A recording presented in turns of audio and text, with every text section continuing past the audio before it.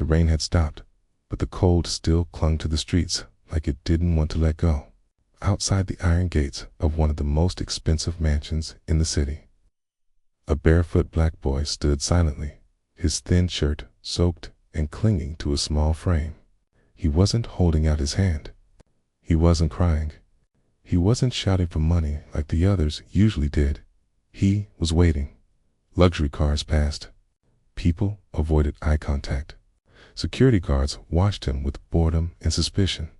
Then the black limousine arrived.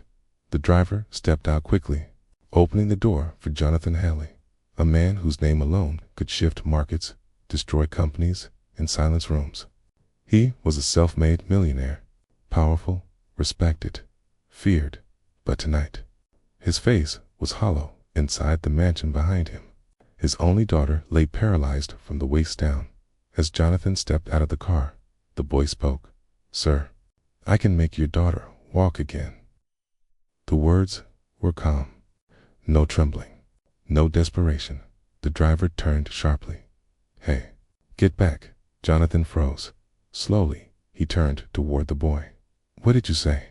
Jonathan asked, his voice low, controlled. "I can make your daughter walk again," the boy repeated, "but only if you let me see her." Jonathan laughed, not because it was funny, but because it was impossible. "Get lost, kid." The boy didn't move. "She lost feeling after the accident," the boy continued. "The doctor said it was spinal damage, but they're wrong.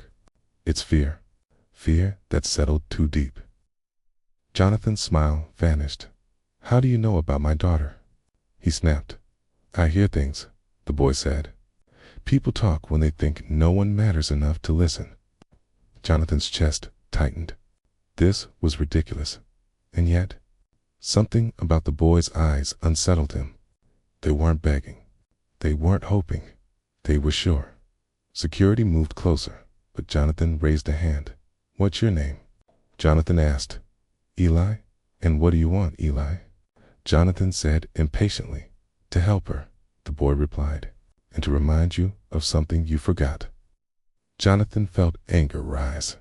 "I don't need reminders from a beggar." The boy's jaw tightened, but his voice stayed calm. "You didn't need reminders when my mother was dying either." The air went cold. Jonathan stared at him.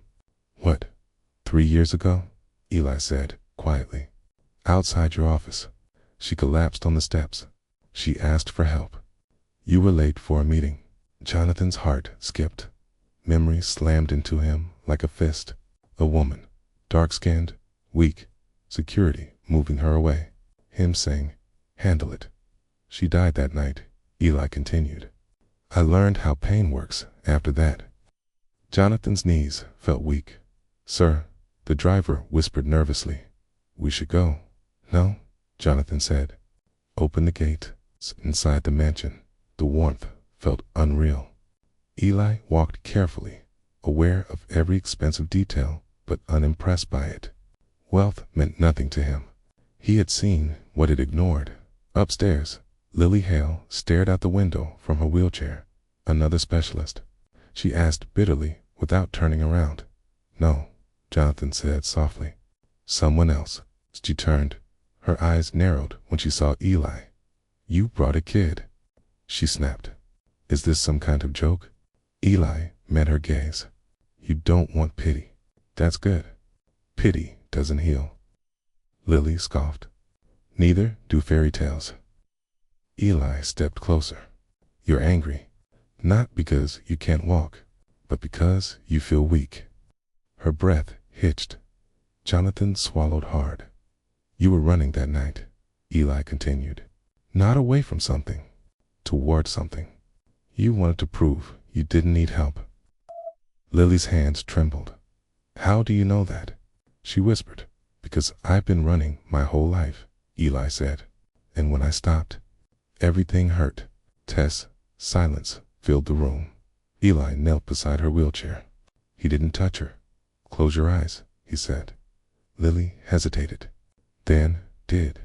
"Remember the fall," Eli said. "Not the pain, the moment before it." Her breathing grew shallow. "You were scared," he continued. But you told yourself fear was weakness. A tear rolled down her cheek. Eli placed 2 fingers gently at the base of her spine. Fear locks the body, he said softly. Release it. Softly, Lily gasped. Her foot moved. Jonathan staggered back, gripping the wall. That's impossible, he whispered. Eli stepped away immediately. This isn't magic, he said. It's truth. Lily stared at her leg, sobbing. I felt it. I felt it. Jonathan dropped to his knees. I'm sorry, he whispered. I didn't know. Eli looked at him steadily. You didn't want to. Days passed. Doctors were called. Tests were done. None could explain it. Lily began to regain sensation. Slowly, painfully. Honestly, Eli stayed in the guest room. For the first time in years, he slept in a bed. Jonathan watched him closely. Guilt ate at him. One night, Jonathan sat beside Eli. Why help us? Jonathan asked. Eli looked at his hands. Because hate keeps you poor inside. Jonathan nodded, tears filling his eyes. Weeks later, Lily stood. Not perfectly, not easily, but she stood. The media called it a miracle. Jonathan knew better. He shut down 3 factories that exploited workers. He opened a free medical center in his mother's name. He paid for education programs in forgotten neighborhoods. And Eli left. Jonathan found a note. Don't look for me. Just keep seeing people. Years later, Jonathan would often stop his car when he saw a child on the street. And every time, he remembered the boy who had nothing and gave him everything that mattered.